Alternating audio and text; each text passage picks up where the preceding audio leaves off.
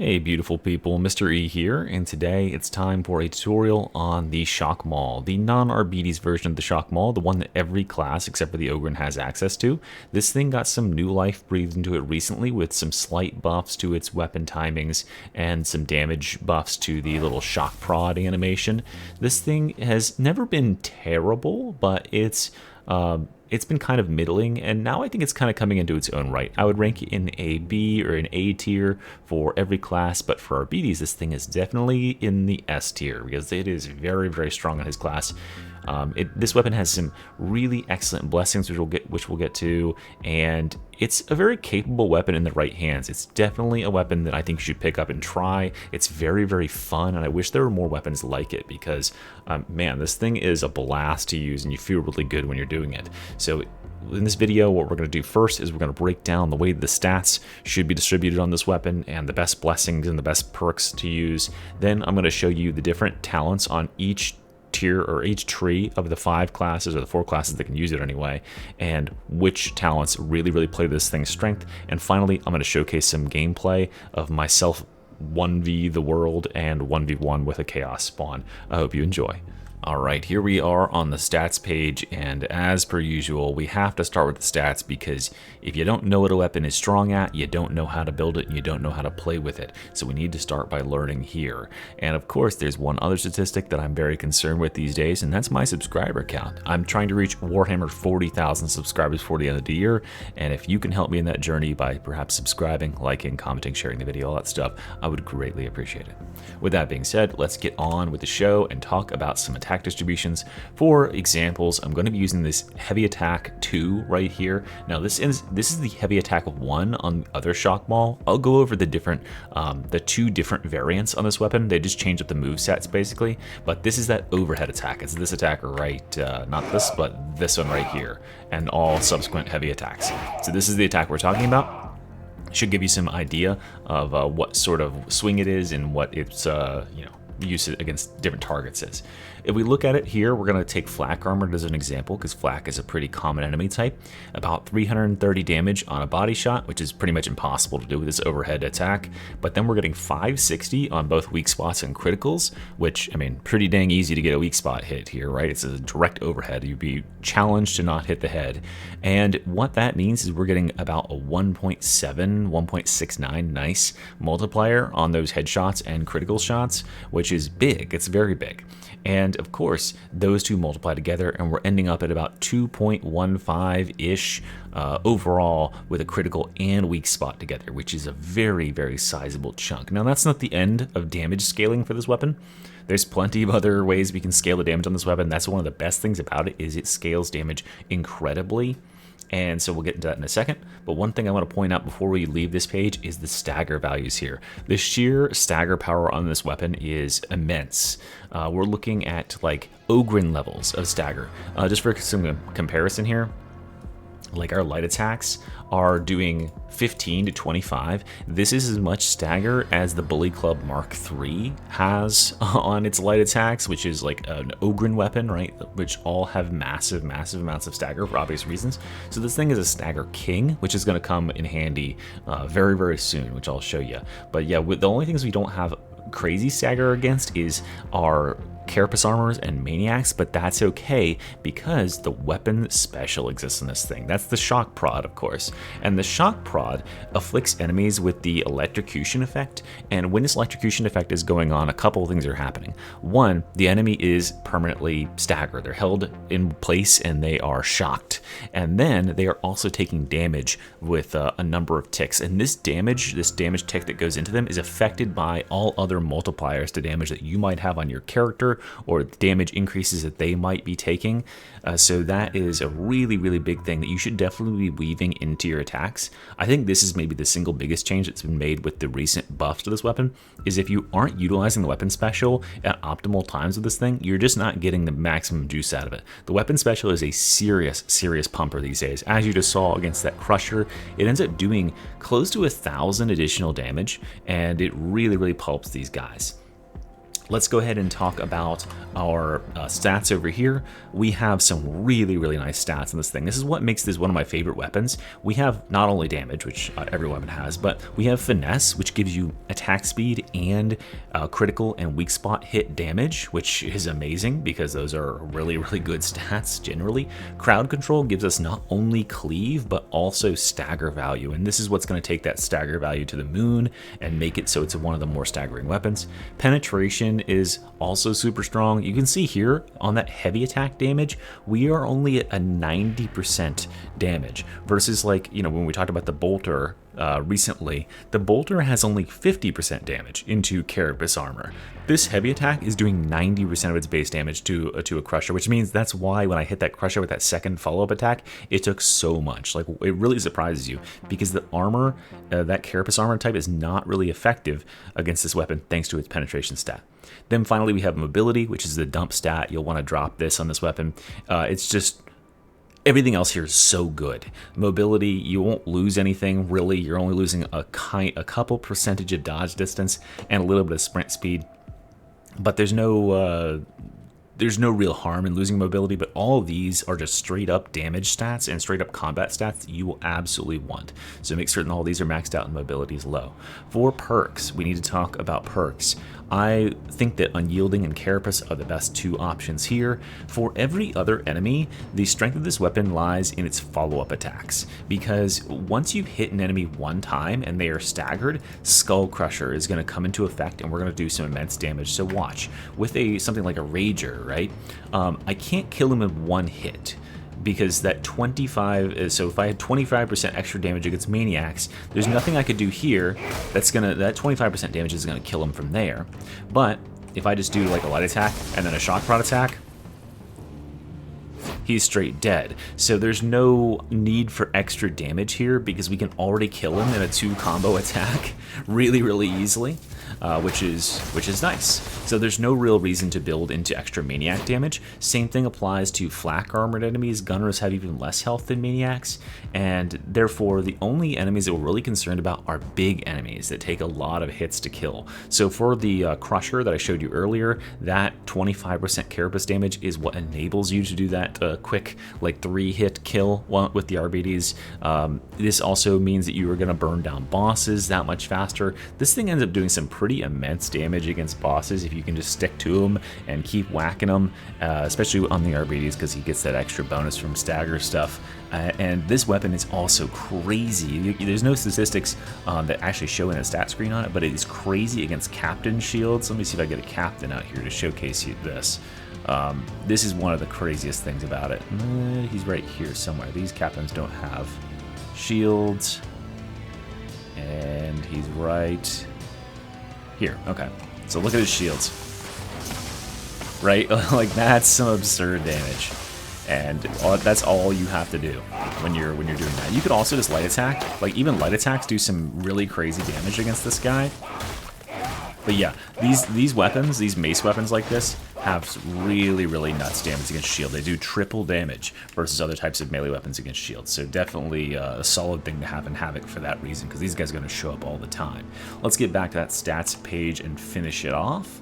We talked about the perks. I recommend Yielding Carapace, already said. I recommend these stats here. And then for our blessings, let's go over to the blessings side of things and check these out. We've got our, where is it? There it is, Shock Maul blessings. Okay, so again, like with all other weapons, there's a lot of filler, there's a lot of crud in here, but there's a couple that really, really stand out and are going to make this weapon crazy. Let's start down here at the bottom with Overwhelming Force. Staggering an enemy has 25% chance to stun the enemy, 3.5 second cooldown. This is just not a very impactful trait.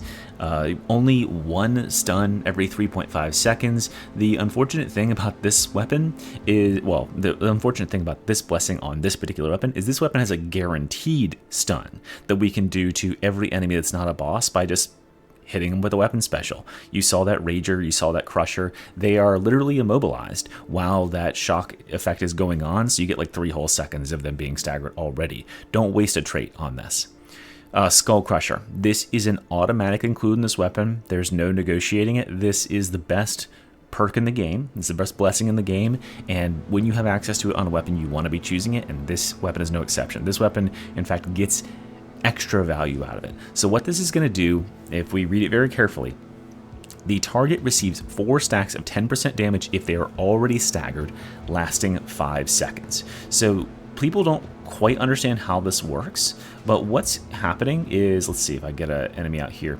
This first hit, that hit right there, that does not apply the Skull Crusher effect. But when they are already staggered, if we hit them again, they're going to get a damage multiplier to the damage that they receive. So everybody's damage on the team, damage over time effects, the dog, etc., are all going to deal a huge amount more damage to them. And this can stack multiple times depending on their level of stagger. So we're going to hit them once, we're going to hit them again, and look how much more damage that second hit did. If we look at our weapons stats here, let's look at the attack breakdowns, right? This is a flak armored enemy.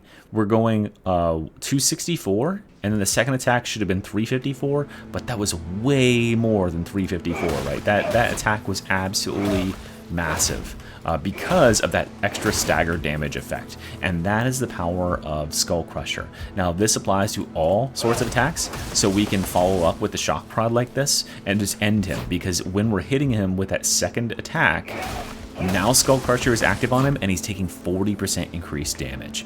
Arbidius has a special way of utilizing this because of his talent right here, Concussive, so he can just guarantee those staggers get the maximum value by hitting enemies in the head, which is nice and easy to do, but that is the secret sauce of this weapon, is using that stagger to increase the shock damage, increase all damage to the target in a crazy multiplicative way.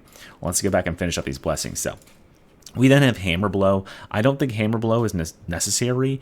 We don't need 125% additional impact. It will make things get staggered a whole lot easier, but because the stagger value is already so high that, as you just saw there, I was just light attacking that Rager, and Ragers are pretty resistant to stagger, as we saw in the chart, but he was still being staggered by it. So we don't need additional stagger. You can even stagger Crushers, and remember that if you have an enemy that's not being staggered, simply hit him with the shock prod, and they are guaranteed to be vulnerable.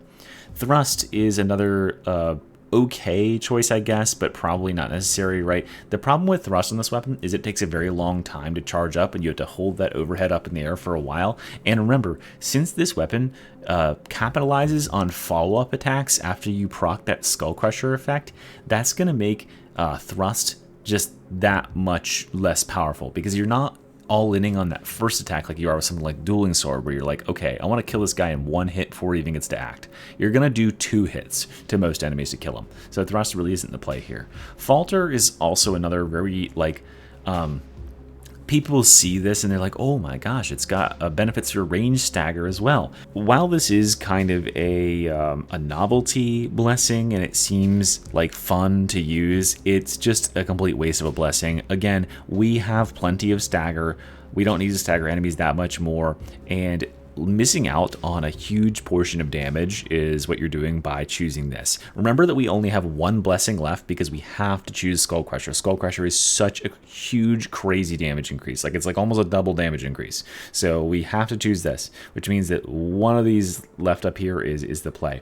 We do have Opportunist, which is a pretty nice buff. It's going to allow you to do some more damage against Crushers, but remember, it's only against Crushers. Rending only really has effects against enemies that have armor that significantly reduces your damage taken, and that is only Crushers. And remember, we're already doing 90% damage against Crushers on our heavy attacks, so this is only going to give us a slight increase in our damage against Crushers. Probably would only really be effective on those light attacks because we have such high armor penetration already. So rending really isn't valuable here, and it's only going to be valuable against Crushers, which is not most enemies, right? Then we have the last 2 choices, Lightning Reflexes. This one is quite useful sometimes, because what it does, it gives you a little bit of extra utility with this weapon. If you slip this on the weapon, you can block an enemy that's coming in, and they will get stunned. They'll get electrified in the same way they get electrified when you shock prod them, which opens them up to all sorts of things, or just buys you some time. It can be very, very useful, and it gives you 25% melee strength. Strength is both damage and stagger, so it has some natural synergy with the weapon.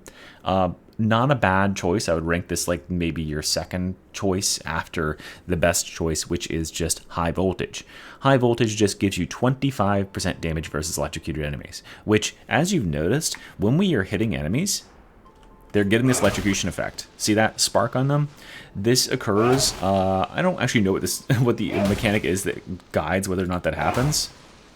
I think it's when they get staggered, but as we established, this weapon pretty much always staggers on its hits.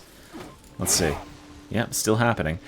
So, yeah, you're always going to have this effect. And you can electrify even bosses that can't normally be staggered. You can electrify them by hitting them with your shock prod attack. And this also increases the damage to your shock prod attack by 25%. So that's the natural choice of this weapon. It's going to make every attack that you do on that target do 25% more damage once you've already primed them with that electrocution. So yeah, we've got this weapon really excels at priming enemies, as we established. You prime them with the first hit that's going to give them Stagger and Skull Crusher, and the second hit is going to take full advantage of Skull Crusher and High Voltage, and you're going to hugely multiply damage that's going to finish them off in the second blow. That's the goal for the setup here. Alright, with that being done, let's go ahead and take a look at the different weapon movesets for both variants, or both marks of this weapon, and I'll showcase the different ways you can use them at different classes. Okay, here we are. We are first checking out the Agri 1A. This is the default mark that you'll get. Just as a pointer, both of the weapons have the exact same shock prod effect. So there's no difference there. So if I don't bring that up, don't worry. The first thing we want to know is where the different attack chains start. So for both of these weapons, the light attack chains are just kind of flails in different directions. This one is left, up, and then uppercut. So that's all right. This first attack is honestly pretty good at clearing hordes, like sweeping away a lot of light enemies. But over time, I have come to prefer the secondary weapon.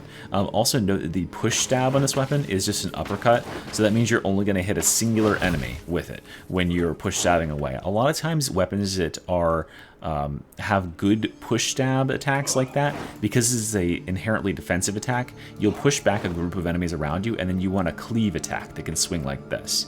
So this weapon, with this mark, you do have easy access to these overhead attacks. This is your first heavy overhead attack, so you can just do this and then block cancel and just repeatedly hammer them with overhead attacks, which is a pretty effective way of dealing damage. Let's showcase it on a crusher here. Well, there we go. Okay, so yeah, as you can see here, if we just chain these overheads, we're just gonna get a lot of damage done. So I would block. There you go. Pretty easy, right? You could block cancel. You could even just go ham and just repeat the same attacks over and over. You see it's going to take one extra attack that way. But yeah, so not bad. It's a lot of crushing overhead attacks. Let's compare that though to the second mark, which I have come to prefer. Now, when you look at them right up the top, you'd be like, what the heck? Why would I choose this one? It has less damage than the heavy attack. That's because the first heavy attack on this one is not that crushing overhead, and that's all it's showing you. If we go into that inspect menu again and we look at the attack profiles, the first one is the one it's showing you with that body shot with 218, but when we go to the second one, the second heavy attack is 310, which is identical to what the first weapon had on its overhead. So what you're doing here is now our light attacks are pretty similar to the first one, but we have two sweeps in here. I don't think it's really all about the light attacks, but our push stab is now a sweep, which is really, really nice for being defensive and then clearing out a bunch of horde. And now our heavy one is this heavy sweep. So if you want to clear a horde, this weapon is excellent for it because you can just do this repeatedly. Block cancel, and then go into that sweep. If you want to single target damage, we can either do a heavy sweep and then follow up and just keep going overheads. It's just overhead chops forever and ever from there. Or you can do an overhead like that and then follow up, which will be a little bit quicker, which is what I did in the intro animation where I went like this. And that's a pretty easy way to get that same damage done. But I prefer this mark just because it has that heavy attack sweep and that push attack sweep that's going to allow you to deal with hordes a little bit better, because that's the one place where this weapon kind of struggles, is on hordes, since its light attack patterns aren't great for them. And it does fine against crushers already, right? We don't have to really worry about these guys because we've got this, of course. So yeah, there you go. That's the breakdown of these two weapons. Let me show you how this weapon kind of benefits from the different classes. I'll save Arbidius for last, and we'll start with the Psyker. All right, so the first class, let's check this thing out on Psyker. Psyker really has like two things that actually allow you to use this weapon to any effect. That is Charge Strike and Enfeeble. These two talents here both do work with the electrocution effect of this mace, so it's actually, I mean, not that bad. The problem with this mace on Psyker is that Psyker doesn't have the martial prowess to stagger enemies with it, and if you can't stagger enemies with it, you're gonna miss out on the skull crusher damage. So you can use it as a follow-up tool, like if an enemy is already staggered and then you come up and hit them, then they'll get that extra skull crusher damage. But like for an enemy like the crusher, as you saw before, we were able to stagger these guys on our bees, but we can't here. But what we can do is we can get the other talent, the electrified damage, or the, what's it called, high voltage, that 25% damage versus electrocuted enemies. That will trigger thanks to Charge Strike, which guarantees an electrocution when we do a heavy attack. But that electrocution is nowhere near as effective as the electrocution effect that you get off of shock prodding. So like look at the damage on this. It's like single digit stuff, right? Versus if we do a shock prod like that, we're getting 86 or more on every single tick. There you go. So you can still use it, right? You just want to use the shock prod in order to get that stagger effect on there and electrify them, but it's probably not the best on this class. And of course, Enfeeble does raise the base damage to all enemies that are electrocuted by this thing, so this could be used as a way to increase damage that all of your allies do against bosses. If you really don't need a melee weapon and you just want to be a support Psyker, you can use this and increase the boss damage that is taken. Wouldn't be half bad, but I think there's better choices on the Psyker. Let's go check out Veteran. All right, here we are on Veteran. Veteran doesn't have very many talents that can affect this this weapon, but two notable ones are Desperado. Desperado allows you to get a little bit more melee crit chance and finesse bonus. As we established earlier, crits and headshots are pretty impactful in this weapon. That combined with precision strikes, these two are going to allow this weapon to do some pretty sizable headshot damage, which is in turn going to lead to more stagger, and therefore you can actually get the shock effect onto these crushers and large targets without too much work. The other notable thing is, of course, we do have a built-in stagger button with voice of command, and that means that instead of needing to stagger this crusher the manual way, what we can instead do is just knock him to the ground and get that stagger effect on him while he's down. And that means we can do some extra damage to him. This allows you to set up bosses for execution as well, because you can guarantee a stagger and then follow up by hitting them while they're staggered, and they'll take extra damage as long as that animation continues. But remember that as soon as they recover out of that stagger animation and they're back to standing in this regular form, they are no longer taking that extra damage, which is one of the reasons why chain staggers like Zealot's chorus ability are so crazy, and of course also the Arbidius, which we'll get to in a second. Let's go and check out Zealot now. The Zealot has a couple of tools that he can use to make this weapon punch a little bit harder. Of course, he's got Blazing Piety, which can raise that crit chance quite considerably by 25%, which is always nice.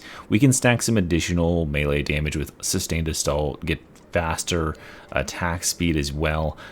Remember, the big impactful thing is being able to stagger these enemies and or capitalize when they are shocked. So one thing I would really recommend with this weapon is to start with a shock and then do a charge attack like that, and that'll give you enough damage to penetrate, because that that follow-up hit is going to get that extra. And you can see I've got a veritable genocide on my hands here. But yeah, you can see that like these follow-up attacks, if they're not getting crits, they're not doing very much. You really need this shock attack to get that damage multiplier going. and then follow on with your charged overhead for about 2,000 damage. So not bad, but none of these classes hold a candle to what the Arbidius can do with this thing. It's purely absurd. Let's check it out. Alright, so the Arbidius is the absolute king of this weapon, and that is because of his special interaction with the blessing Skull Crusher. I already talked about it earlier in the video, but Skull Crusher is one of the most crazy blessings in the whole game. It makes an enemy take up to, I believe, 120% increased damage if you keep stacking these stacks on them while they're staggered. The secret is, though, they have to remain staggered while you are stacking those stacks. If they fall out of stagger at all for any reason, you're going to lose all the stacks of additional damage, and the buff is effectively useless. So what we can see here is on a crusher like this guy, if I just don't stagger him, I'm not going to be able to stack that extra buff. He's not going to take extra damage from Skull Crusher, right? So that is the problem, is how do I stagger an enemy like this? Well, you can use like your dog, and then you can stagger him, and then he's going to take, look, he's taking like double damage from that second hit there. It took 800 damage to the shins.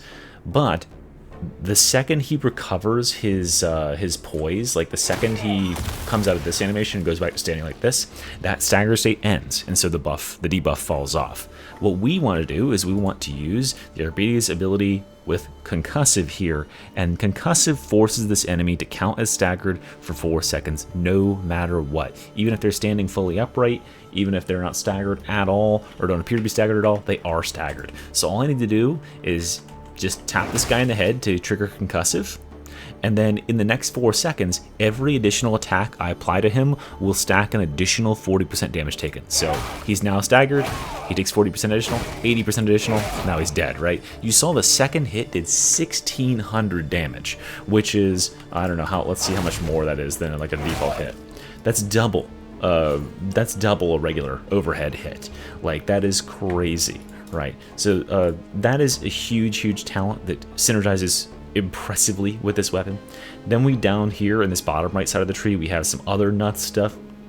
The Emperor's Fist is going to give us additional melee damage and impact on the first enemy hit with each attack, so good. Enemies staggered by your melee attacks take 15% more melee damage for 5 seconds, which is obviously going to trigger with this weapon as soon as we stagger them with Concussive, and it's going to stack with our Skull Crusher.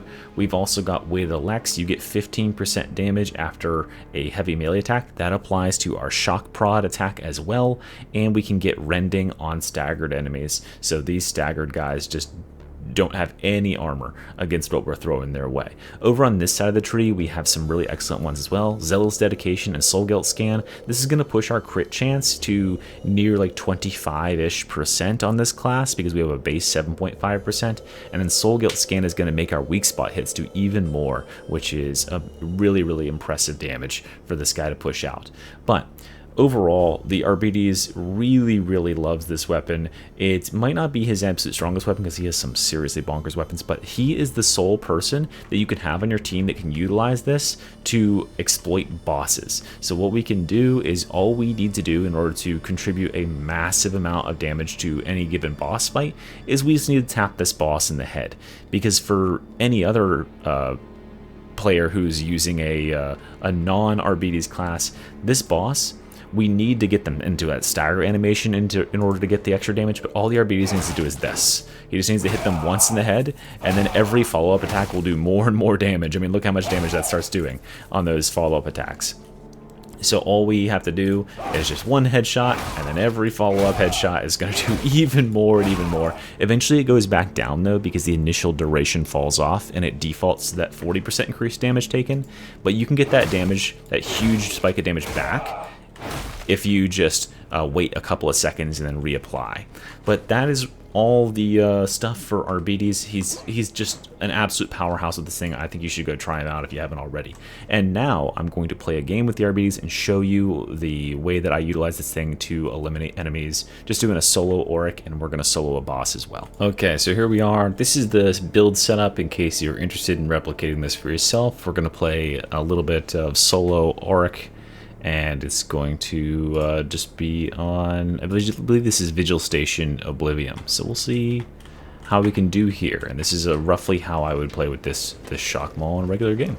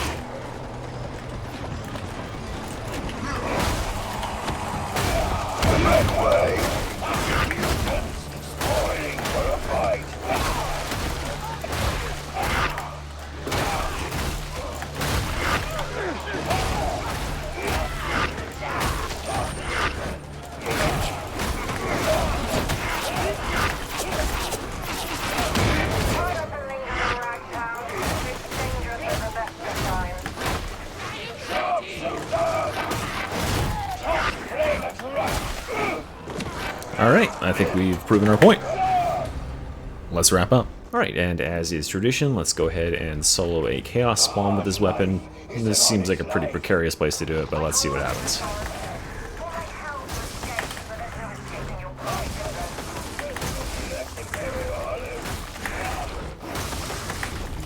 Really need to get a headshot here. I don't think I've hit him in the head yet. Maybe I did. There is a headshot. Fortunately, we are immune to this when we have the dog on our side. Whee! Oh, that was scary as fuck.